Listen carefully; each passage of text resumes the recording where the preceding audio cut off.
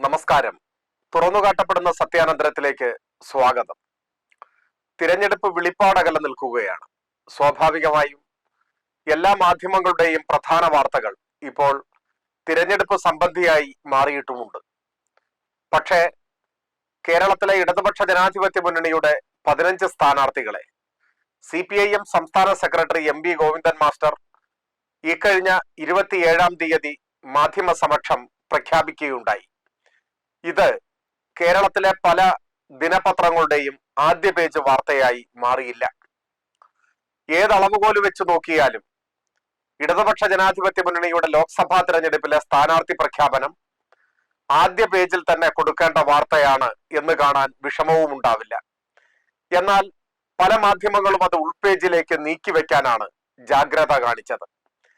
അതേസമയം പ്രധാനമന്ത്രി പങ്കെടുത്തു നടന്ന BJPയുടെ പ്രചരണ പരിപാടികളുടെ ഭാഗമായുള്ള പൊതുയോഗം ഇന്നോളമില്ലാത്ത പ്രാധാന്യത്തോടെ ആദ്യ പേജിൽ തന്നെ കൊടുക്കാനുള്ള ഔത്സുക്യവും നമ്മുടെ മാധ്യമങ്ങൾ പ്രകടിപ്പിക്കുകയുണ്ടായി.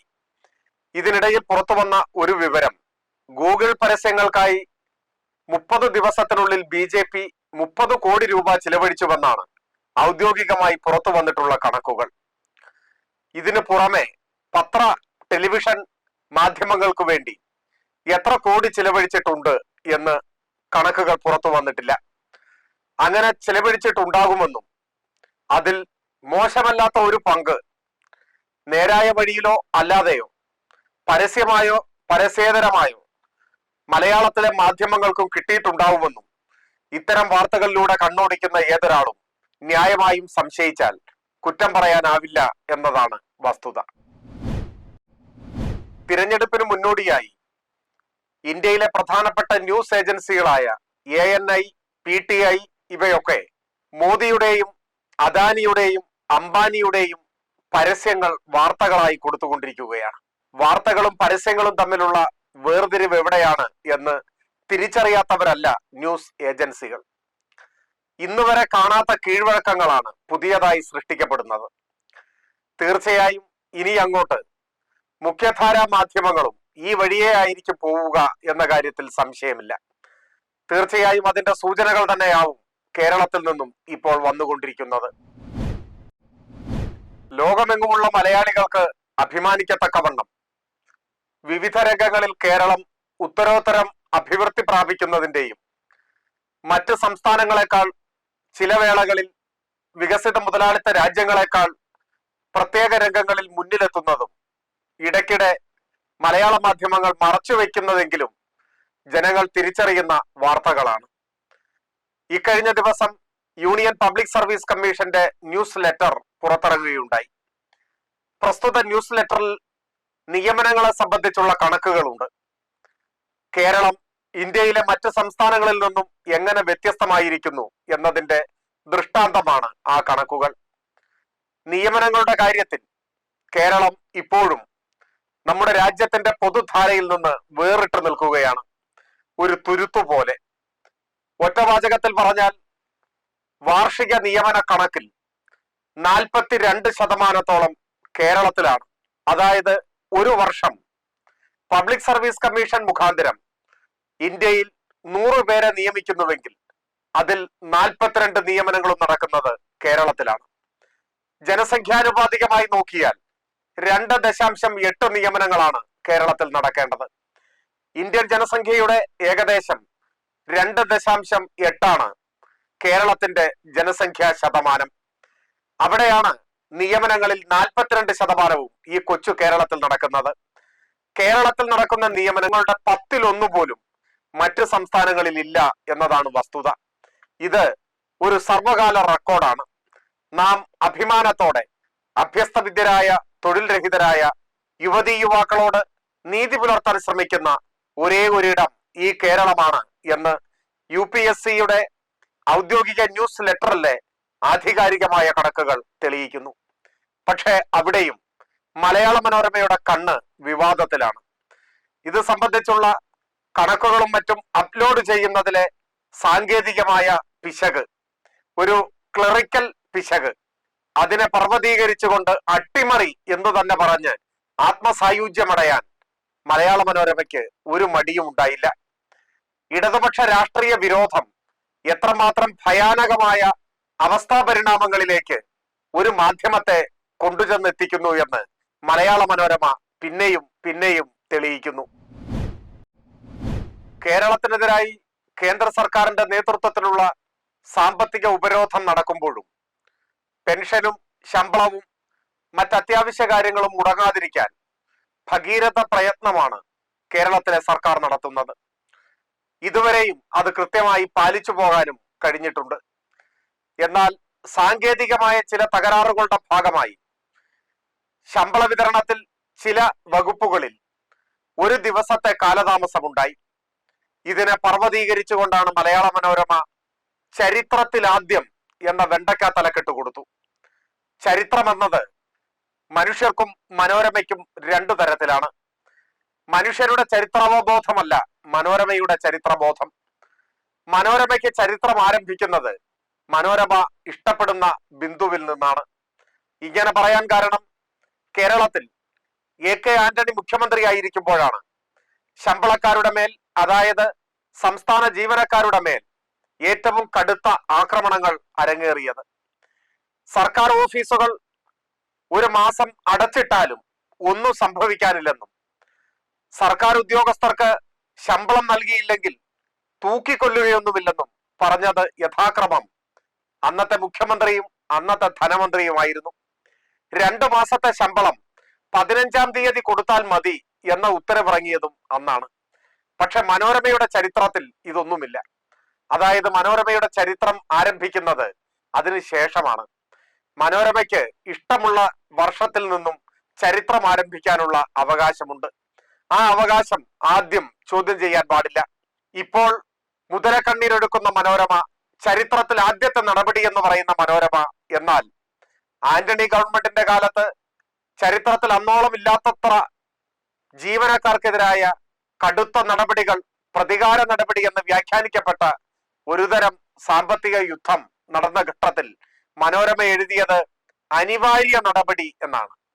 വേദനാജനകമെങ്കിലും അനിവാര്യം എന്നൊക്കെ പറയാൻ അന്ന് മനോരമയ്ക്ക് ഒരു മനസാക്ഷി കുത്തും ഉണ്ടായിരുന്നില്ല. അതേ മനോരമയാണ് ഇപ്പോൾ ഇങ്ങനെ പറയുന്നത്. മനോരമയുടെ വിചിത്രമായ മാനസികാവസ്ഥ അഥവാ ഇടതുപക്ഷ വിരോധം മലയാള മനോരമയുടെ മാനസികാവസ്ഥയെ ഏത് പതനത്തിൽ എത്തിച്ചിരിക്കുന്നുവെന്നത് ഗവേഷക വിദ്യാർത്ഥികൾക്ക് പഠന വിഷയമാക്കാൻ പറ്റിയ ഒന്നാണ് എന്ന് മനോരമ വീണ്ടും തെളിയിക്കുന്നു. ഇന്ത്യൻ ഭരണഘടന ഉയർത്തിപ്പിടിക്കുന്ന ഫെഡറൽ തത്വങ്ങൾ ഏകപക്ഷീയമായി ലംഘിച്ചുകൊണ്ടാണ് കേന്ദ്ര സർക്കാർ കേരളത്തിനെതിരായ സാമ്പത്തിക ഉപരോധം മുൻപോട്ട് കൊണ്ടുപോകുന്നത്. ഇതിനെതിരായി പരമോന്നത നീതിപീഠത്തിന്റെ മുൻപാകെ കേരളം നിയമയുദ്ധം നടത്തിക്കൊണ്ടിരിക്കുകയാണ്.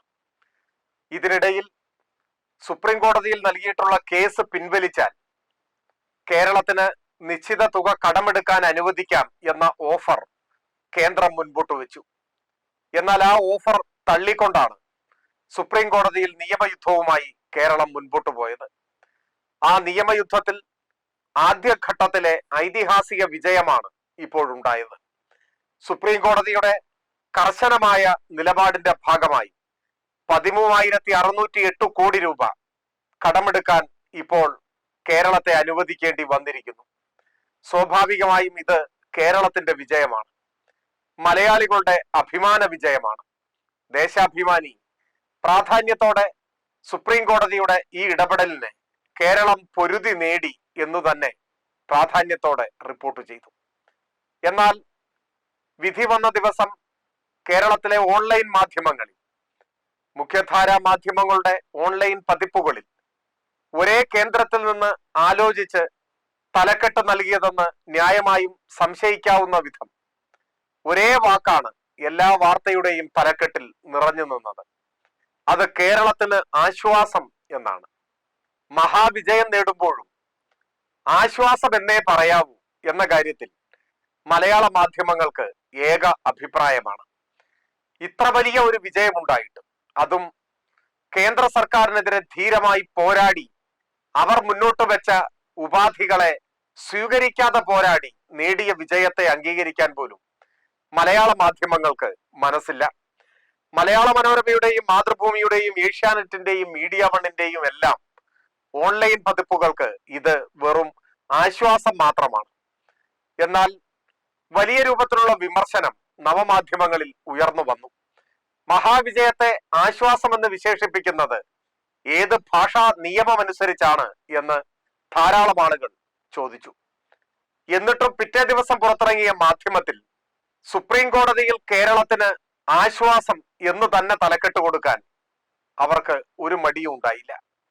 എന്നാൽ ഇക്കാര്യത്തിൽ മലയാള മനോരമയാണ് മാധ്യമത്തെയും പതിവ് പോലെ പരാജയപ്പെടുത്തിയത്. മനോരമ വാർത്തയിൽ മനോരമ ലേഖകൻ റിപ്പോർട്ട് ചെയ്യുന്നത് കേന്ദ്ര നിർദ്ദേശം കേരളം അംഗീകരിച്ചു എന്നാണ്. ഈ വാർത്ത റിപ്പോർട്ട് ചെയ്ത ലേഖകന്റെ പേര് പത്രവായനക്കാരന് മനസ്സിലാക്കാനാവില്ല. അവിടെ മനോരമ ലേഖകൻ എന്നേ കൊടുത്തിട്ടുള്ളൂ. ന്യായമായും വായനക്കാർക്ക് സംശയിക്കാം, ഇങ്ങനെയൊരു പച്ചക്കള്ളം അഥവാ ദുഷ്ടബുദ്ധിയിൽ നിന്നുണ്ടായ ഒരു മാലിന്യ തലക്കെട്ട് വാർത്തയ്ക്ക് കൊടുത്താൽ ആ വാർത്തയിൽ ലേഖകന്റെ പേര് വെക്കാൻ അദ്ദേഹം മനുഷ്യനായി പിറന്നവനാണെങ്കിൽ ലജ്ജിക്കും എന്ന കാര്യം സംശയമില്ല. അതുകൊണ്ട് പുറത്തു പേര് പറയാൻ മടിയായതുകൊണ്ടാണ് ആ വാർത്തയിൽ മനോരമ ലേഖകൻ എന്ന് മാത്രം കൊടുത്തത് എന്ന് ആർക്കും ന്യായമായി സംശയിക്കാവുന്നതാണ്. കാരണം ഒരു വാർത്ത എങ്ങനെ റിപ്പോർട്ട് ചെയ്യരുത് എന്നതിന്റെ ലോകാരംഭം മുതലുള്ള ഏറ്റവും മികച്ച ഉദാഹരണമാണിത്. കേന്ദ്രം മുൻപോട്ട് വെച്ച വാഗ്ദാനത്തെ നിരാകരിക്കുകയാണ് കേരളം ചെയ്തത്. അവർക്കെതിരെ നിയമയുദ്ധം നടത്തുകയാണ് ചെയ്തത്. സുപ്രീം കോടതി ഇടപെടലിന്റെ ഭാഗമായാണ് 13,608 കോടി രൂപ വായ്പയെടുക്കാൻ ഇപ്പോൾ അനുമതി ലഭിച്ചത്.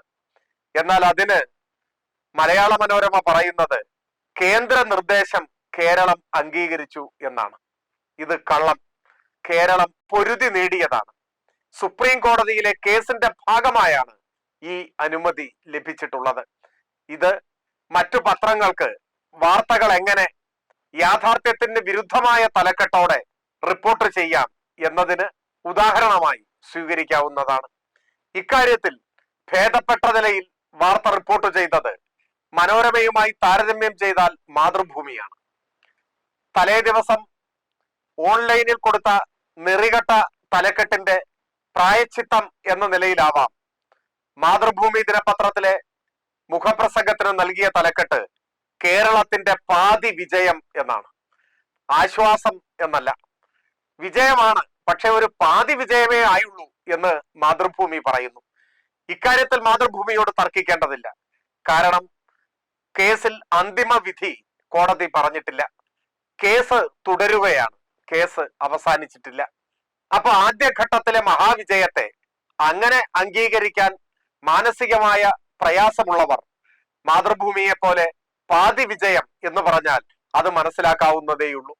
ഇടതുപക്ഷ ഗവൺമെന്റിനെ കുറിച്ച്, കേരളത്തെ കുറിച്ച് പാതി വിജയം എന്ന് മാതൃഭൂമി പറഞ്ഞാൽ അത് മഹാവിജയമാണ് എന്ന കാര്യത്തിൽ വായനക്കാർക്കും സംശയമുണ്ടാവില്ല. പക്ഷേ മനോരമയും മറ്റു മാധ്യമങ്ങളും ഈ കാര്യത്തിൽ പുലർത്തിയ കേരള വിരുദ്ധ നിലപാട് എക്കാലവും മലയാളി ഓർത്തിരിക്കേണ്ടതാണ്.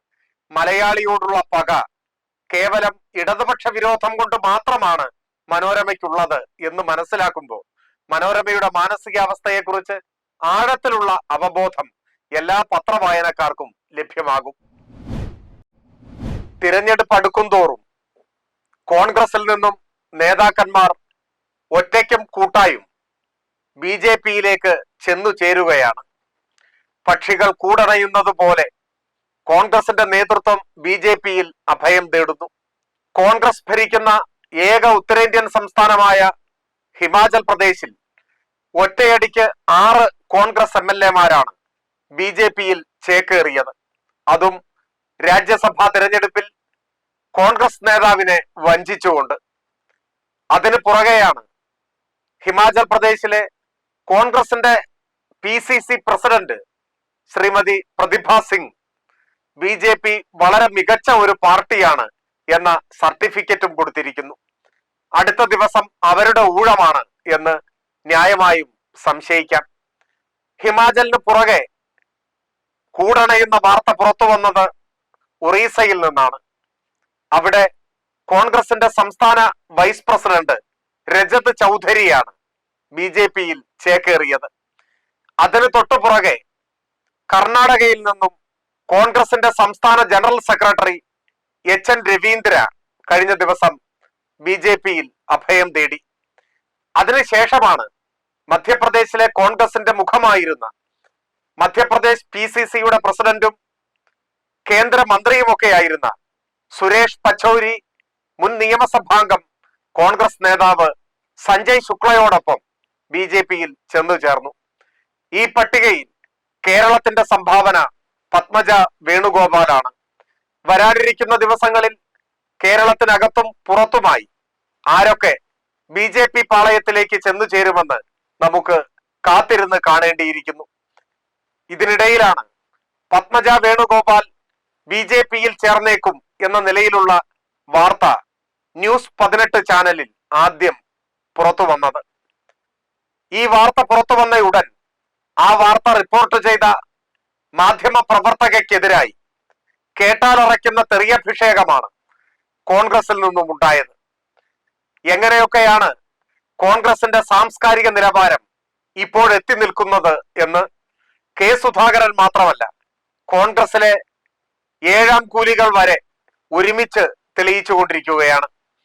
പക്ഷേ ഇത്തരത്തിലുള്ള അധിക്ഷേപങ്ങൾക്കെതിരെ, കടുത്ത അശ്ലീല പരാമർശങ്ങൾക്കെതിരെ, സ്ത്രീവിരുദ്ധ നിലപാടിനെതിരെ ഒരു മാധ്യമത്തെയും പ്രതികരണത്തിന്റെ വേദിയിൽ കാണാനില്ല.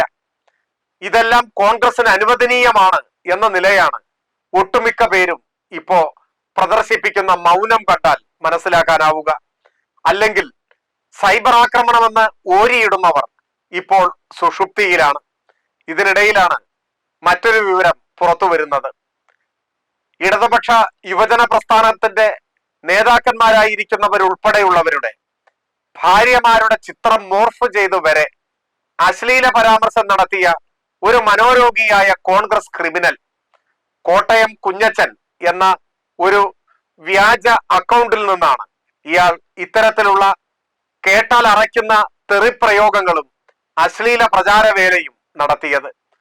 പോലീസ് അറസ്റ്റ് ചെയ്യുകയും തുറങ്കിലടയ്ക്കുകയും ചെയ്ത മനോരോഗിയായ ഒരു ക്രിമിനലാണ് ഈ വ്യാജ അക്കൗണ്ട് തയ്യാറാക്കി കോൺഗ്രസിന് മുതൽക്കൂട്ടായി മാറിയത്. അബിൻ കോടങ്കര എന്ന പേരിലുള്ള ഈ മനോരോഗിയായ ക്രിമിനലിനെ ഇപ്പോ അയാൾ ചെയ്ത വിശിഷ്ട സേവനത്തിന്റെ അടിസ്ഥാനത്തിൽ KSUവിന്റെ തിരുവനന്തപുരം ജില്ലാ സെക്രട്ടറിയായി സ്ഥാനക്കയറ്റം നൽകി ആദരിച്ചിരിക്കുകയാണ് കോൺഗ്രസ്. രാഷ്ട്രീയ പ്രവർത്തകരുടെ ഭാര്യമാരെ രാഷ്ട്രീയ വിരോധം കാരണം അവരുടെ ചിത്രങ്ങൾ മോർഫ് ചെയ്ത് അശ്ലീല തെറിയഭിഷേകങ്ങൾ നടത്തി രാഷ്ട്രീയ വിരോധം തീർത്ത ഈ മനോരോഗിയാണ് KSUവിന്റെ ജില്ലാ സെക്രട്ടറിയായി ഇപ്പോൾ കോൺഗ്രസ് സ്ഥാനക്കയറ്റം നൽകിയിട്ടുള്ളത്. KPCC പ്രസിഡന്റ് മുതൽ ഇയാൾ വരെയുള്ള മനോരോഗികളുടെ പിടിയിലാണ് ഇപ്പോൾ കോൺഗ്രസ്. അവരിൽ നിന്നും ന്യൂസ് 18 മാധ്യമ പ്രവർത്തകയ്ക്ക് നേരിടേണ്ടി വന്ന തെറിയഭിഷേകങ്ങളിൽ, വ്യക്തിഹത്യയിൽ ഇപ്പോ അത്ഭുതപ്പെടാൻ ഒന്നുമില്ല. ഇതേ കോൺഗ്രസിൽ നിന്നും പ്രതീക്ഷിക്കാനാവൂ. പക്ഷേ മൗനമായി ഇതാസ്വദിക്കുന്ന മനോരോഗികൾ തന്നെയായ മറ്റു ചില പ്രതികരണ വീരന്മാരെ, വീരകളെയും ഇവിടെ നമുക്ക് ഓർക്കാതിരിക്കാനാവില്ല. തുറന്നുകാട്ടപ്പെടുന്ന സത്യാനന്തരത്തിന്റെ ഈ ലക്കം ഇവിടെ പൂർണ്ണമാവുന്നു. വീണ്ടും അടുത്ത ഞായറാഴ്ച 7 മണിക്ക് കാണാം. നന്ദി.